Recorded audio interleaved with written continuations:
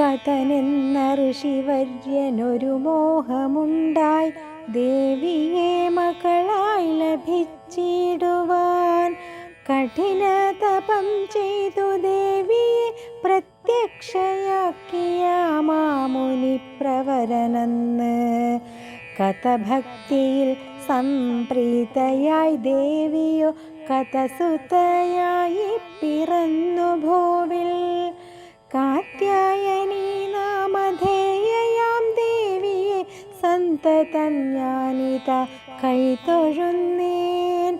മഹിഷാസുരനെ വധിക്കുവാനായെന്നു ത്രിദേവിമാർ സംഗമിച്ചു മഞ്ഞിൽ. ലക്ഷ്മി സരസ്വതി ദേവിമാർ ചേർന്നു കാത്യായനിയിൽ ലയിച്ചുഗ്രമായി. മഹിഷാസുരമർദിനി ദുർമദനാശിനി കാത്യായനി ബ്രഹ്മജനനി ജയ. കാത്യായനി ബ്രഹ്മജനനി ജയ.